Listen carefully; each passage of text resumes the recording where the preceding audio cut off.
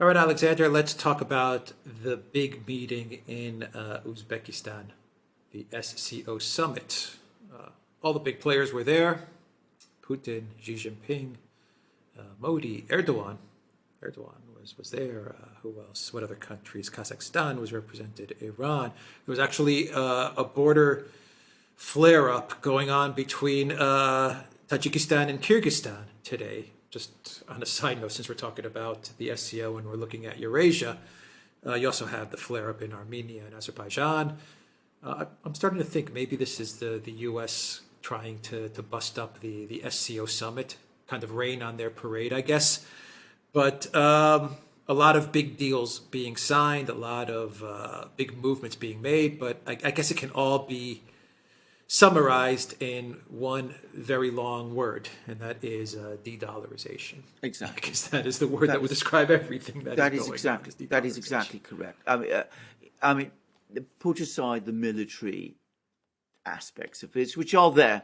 This is the creation of an integrated economic system operating outside the dollar.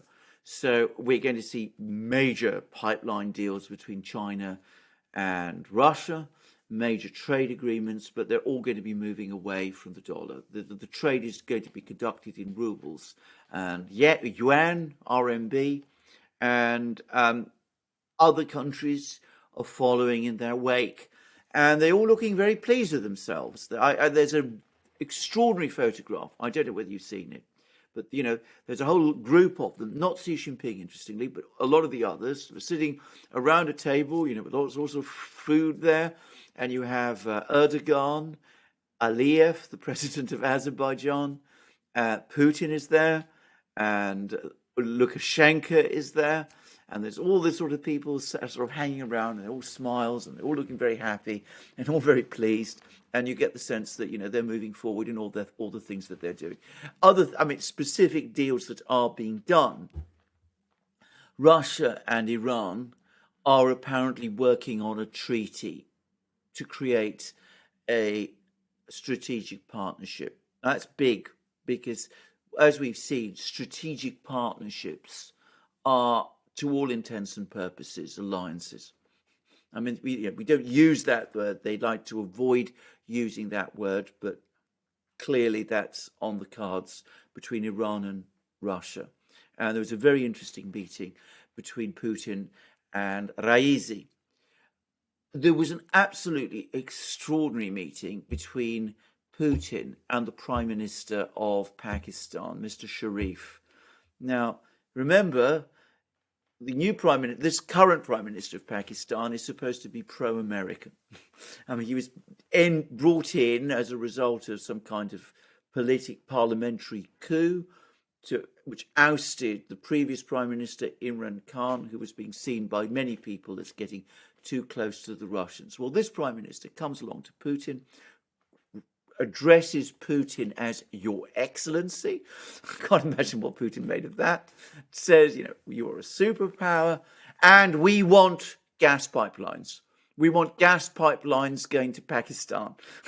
So so you can see that's also saying, we did a preliminary deal. We were talking about this in 2016, 2017, but it wasn't really put together. Now let's get down and sort it out and build gas pipelines to Pakistan from Russia. Now, such a gas pipeline has to pass through Afghanistan, which means you bring in the Taliban in some form. If you're going to build a gas pipeline from Russia to Pakistan, well, why not go on and extend it to India as well? So you can see the kind of things that are going on. But the biggest deals, by far, are the ones between the Chinese and the Russians. They've apparently already hit their target of $200 billion annual trade turnover, which is big, by the way, by any standard. And apparently it's going to grow much more.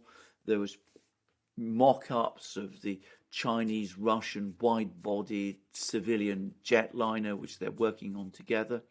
And the other thing is, apparently, there's a major big commercial deal between Russia and India in the works, and Putin and Modi are going to be talking about that too. But you're absolutely right. The overall framework of all of this is you build an economic, financial structure outside the dollar. And the US is alert to this. They're trying to stop the MEWE card, the MEWE payment card, Russia's alternative to MasterCard and Visa. They're making threats to Turkey, to Turkish banks and Turkish retailers who use it, that they might be threatened by secondary sanctions. But, that extraordinary photograph of, Erdogan talking to Putin over this table of food basically tells its story. Yeah, well, then the collective West says this is not about punishing ordinary Russians. Well, going after the MEWE card, what else is internationally outside of Russia, is about punishing ordinary Russians. You try to hamper their ability to make transactions outside of Russia using the MEWE card. Of course. That's exactly what it is. That's exactly what it is. Prevent them going on holiday. And then you have the narrative. Yeah, exactly. Prevent them going on holiday. Exactly. That's what it's about. Visa and MasterCard must be worried about the competition, even though they try to say that they're not. They obviously are. What do you make about the narrative from the collective West, which is that Putin is in Uzbekistan in order to seek some sort of help from China because everything is collapsing around him, domestically as well as the conflict in Ukraine, and he's going to the Chinese, as they say in the collective West. I've read countless articles which say he's going to the Chinese emperor to seek assistance, because if he doesn't get China's assistance, well then the Russian Federation is doomed. Yeah, there's a scintilla of evidence to support that. I mean, I've been reading all the readouts, all the things that the Chinese and the Russians have been saying about the meetings between Putin and Xi. From what I can see, it's all very friendly, all very amicable, and it simply builds on all the things that they have been talking about many times before. There's no evidence that the Russian economy is under any particular stress. Today, the Russian central bank again cut interest rates. Prices in Russia are falling. Inflation is falling and output is rising. The Russian central bank has produced a report this morning, which I was reading just before we did this program, which said that the central bank itself is surprised by the speed of recovery in business activity in Russia. So there's no sign there of any collapsing economy in Russia. Obviously, the Russians want to sell their gas and their oil, but then, of course, as they say, as the Russians themselves say, they want to sell their gas and oil, but that they are not finding any difficulty finding customers. And we saw the Prime Minister of Pakistan comes along and says, I want a pipeline, please. So there's no sign that the Russians are under that kind of stress. As for the military conflict, well, the Russians have never apparently asked the Chinese for military aid. I don't think they ever will. I think they have all the resources that they need to carry out this operation for themselves. They may need niche products from time to time, like drones, but apparently they've been able to buy them from Iran. So, this idea of a supplicant Putin going to the emperor is nonsense. And what it's clearly intended to do, I think, is both to denigrate Putin, to make him look weak, and also to create problems between China and Russia, to make Russians feel that Putin is, selling out to the Chinese in some way. By the way, the Chinese media is full of warnings about this, about the West trying to create a wedge between China and Russia again. Well, I would say there's a third reason, actually, as well, which plays into this, and that is that the collective West is doing a disservice to its people. It's not telling their citizens the truth, which is that when you look at these countries, their populations, their geography, the size of these countries, if they're all going to be trading outside of the dollar, if you're a citizen of the United States, if you're a citizen of the EU, you got to think to yourself, well, what does this mean for me? Because we're talking about a significant chunk of the world, if not a majority of the world, which is going to now be transacting outside of the US dollar. And so the collective West, they're not letting their people know what's coming. No, they're not. They're not. They're crafting these ridiculous little scripts about Putin defeated and Xi coming to his aid, but they're not saying, look, a country of 1.5 billion, another country of 1.8 billion, a country of 300 million, a country of 150 million, and all of Eurasia and the Middle East and Asia, it's all going to be operating outside of our financial architecture. No. People need to know this. You're completely correct. What they're trying to do, in effect, is they're trying to reduce the whole topic to a discussion about Xi and Putin coming, kowtowing to the Chinese emperor. I mean, and you're absolutely right. They don't want to talk about this.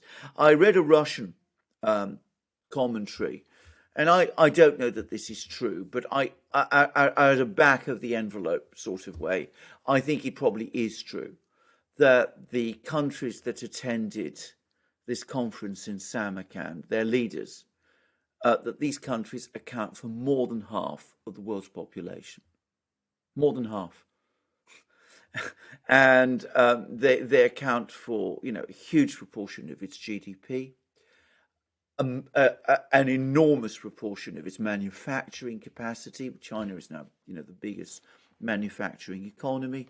And as we've seen, a huge proportion of its food, commodities, oil, raw materials markets as well, producers as well. So you're absolutely right. I mean, if it all comes together, which all the indications are that it is, and at an accelerating speed, then the reality is that we will become the lesser economic zone, not the greater economic zone anymore.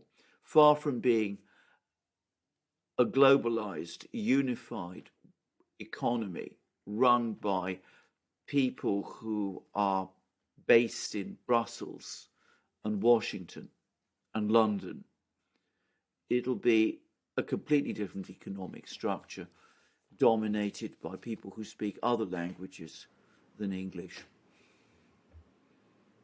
Well, if this comes together, you said, so what can the U.S.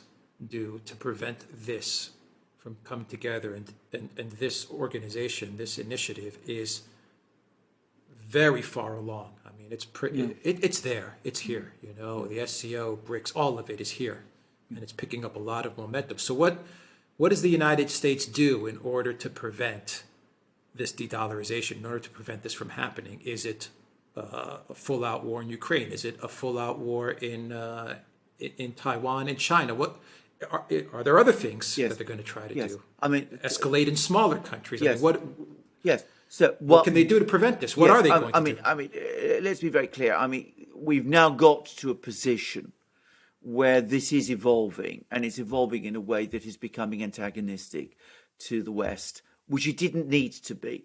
I mean, some kind of integration of the Eurasian economies was always likely, but it didn't need to take this form. And I think that's something we need to say.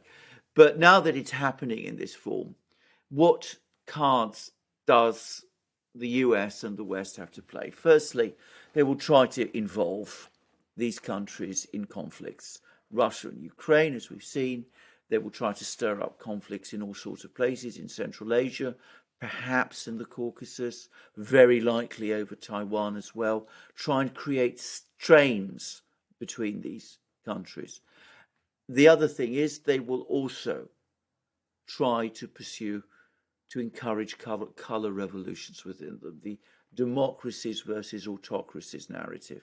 So they will use all that machinery of colour revolution. And interestingly enough, Xi Jinping has been going around warning everybody about this, says that what we're going to be seeing over the next few years is an intensification of colour revolution attempts in all of these various countries that are involved here. And as we've discussed, one of the main purposes of the Ukraine war was to undermine Russia's economy. In fact, not just to undermine it, the French finance minister openly talked about destroying it in order to engineer the overthrow of Putin, which is something that Biden essentially called for, with the expectation that whoever succeeds Putin, President Navalny perhaps, will break this connection with the Chinese and with the Eurasians. So that's what they're going to try to do. And we'll see whether they succeed. I mean, you know, it's, again, a very destructive policy, a very misguided one, in my opinion, one that is more likely to solidify this grouping. But arguably, it's all they have left. Well, take a look at all the conflicts and regime changes, the regime change attempts that have taken place in the last year and a half. Belarus, Kazakhstan, constant fighting between Armenia, Azerbaijan.